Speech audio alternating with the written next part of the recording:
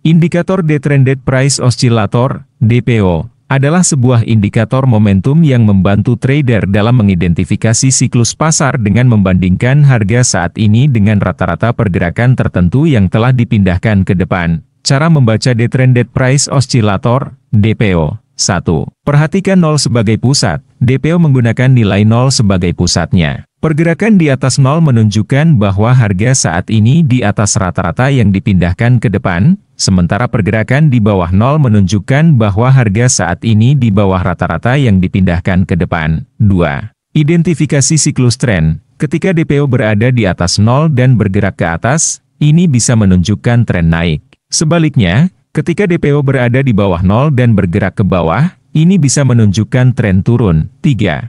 Cari divergensi. Divergensi antara pergerakan harga dengan DPO dapat memberikan petunjuk potensial tentang perubahan tren. Jika harga mencapai high baru tetapi DPO menunjukkan high yang lebih rendah, itu bisa menjadi sinyal bearish, sell. Sebaliknya, jika harga mencapai low baru tetapi DPO menunjukkan low yang lebih tinggi, itu bisa menjadi sinyal bullish, buy. 4.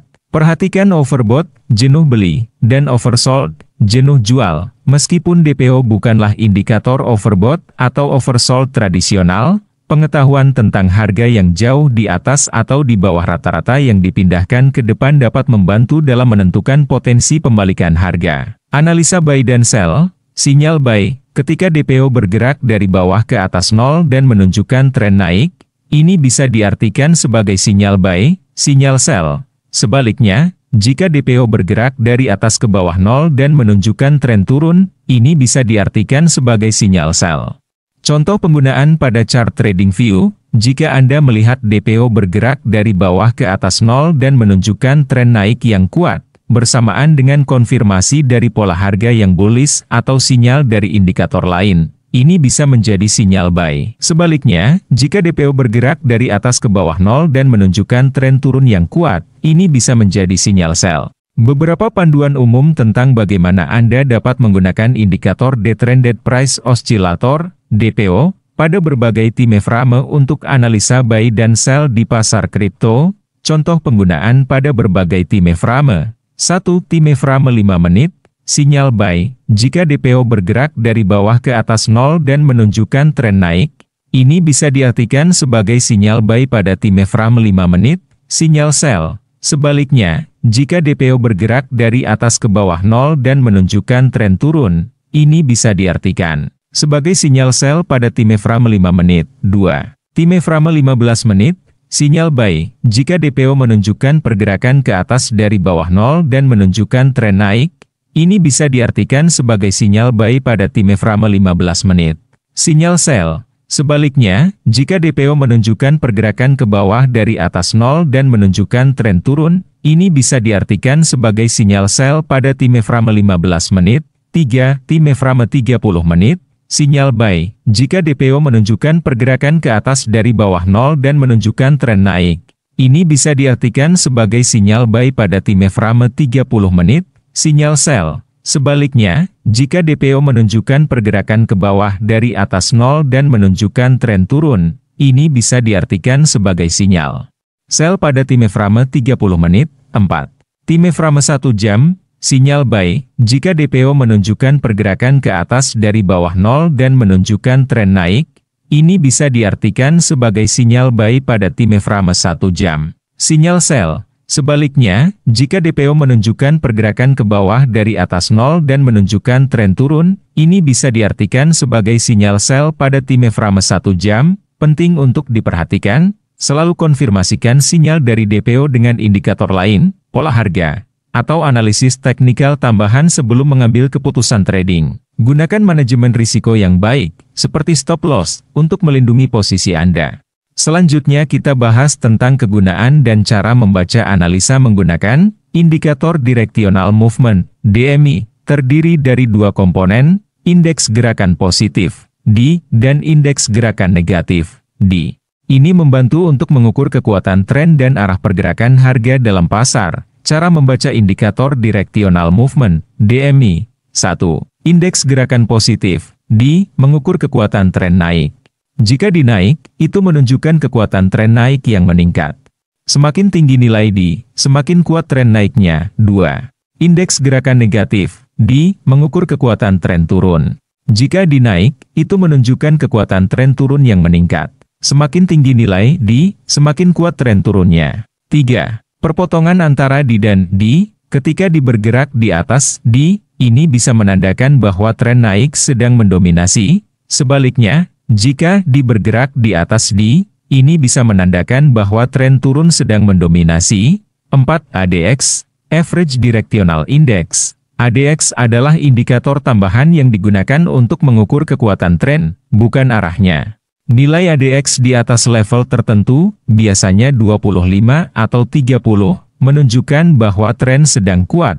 Sedangkan nilai di bawah level tersebut menunjukkan bahwa pasar mungkin sedang berkonsolidasi. Analisa buy dan sell. Sinyal buy, jika bergerak di atas D dan nilai ADX menunjukkan tren yang kuat, ini bisa dianggap sebagai sinyal buy. Sinyal sell, sebaliknya. Jika bergerak di atas D dan nilai ADX menunjukkan tren yang kuat, ini bisa dianggap sebagai sinyal sell. Contoh penggunaan pada chart TradingView, misalkan pada grafik, D bergerak ke atas dan melewati D sementara nilai ADX meningkat di atas level 25 atau 30.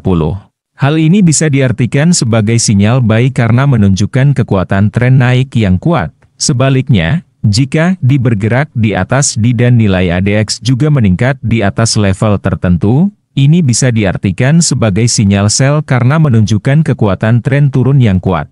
Contoh penggunaan pada chart TradingView, misalkan pada grafik, positif D bergerak ke atas dan melewati negatif D sementara nilai ADX meningkat di atas level 25 atau 30.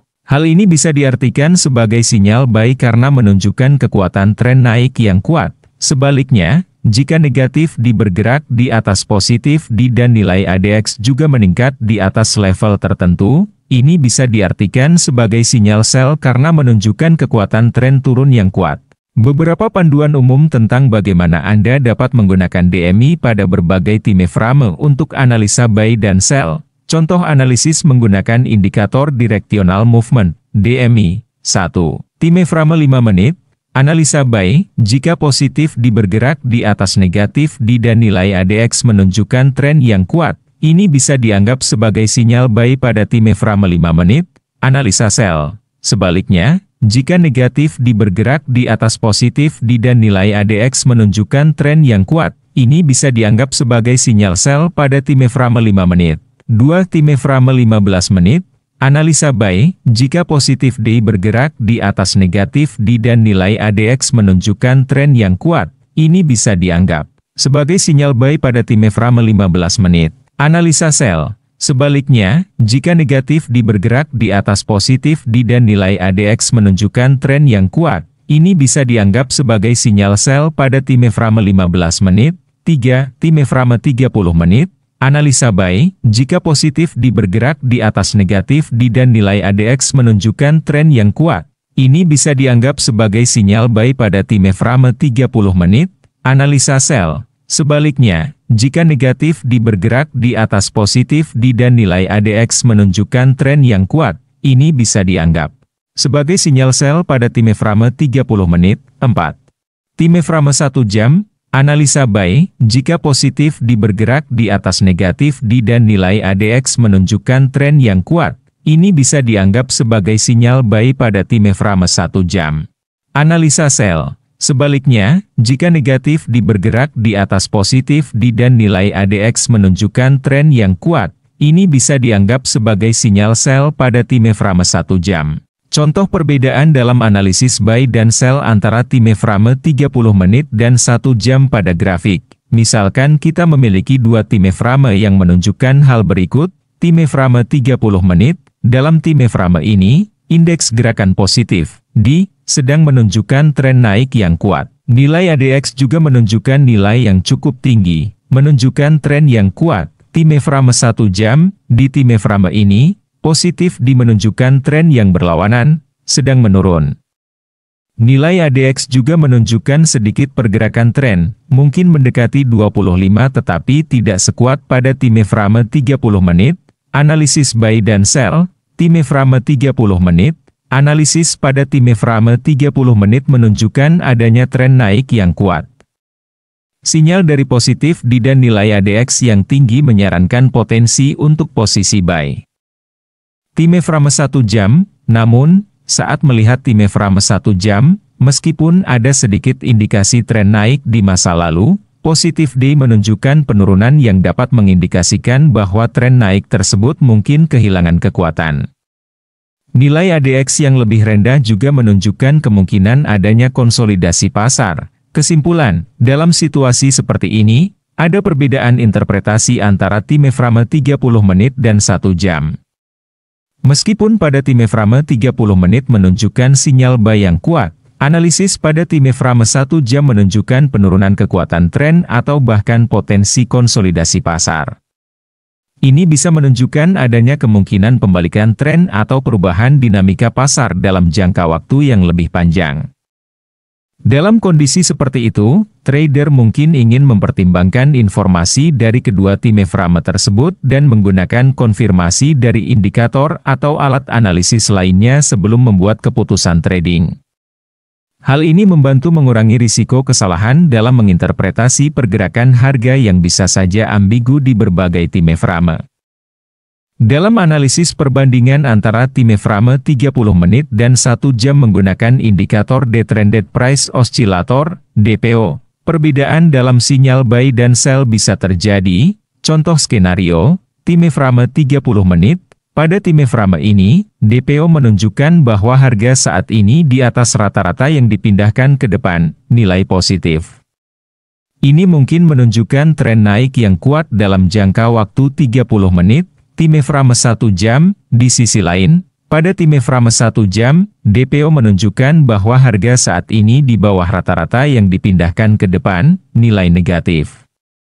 Ini bisa menandakan tren turun atau penurunan harga dalam jangka waktu 1 jam, analisis buy dan sell, time frame 30 menit, berdasarkan DPO pada time frame 30 menit yang menunjukkan tren naik.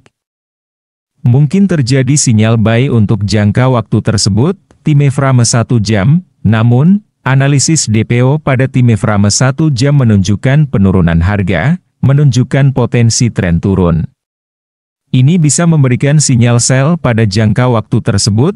Kesimpulan, dalam situasi di mana terdapat perbedaan antara time frame 30 menit dan 1 jam menggunakan DPO, trader mungkin menghadapi kontradiksi dalam sinyal buy dan sell. Ini bisa disebabkan oleh perbedaan durasi pergerakan harga yang diamati.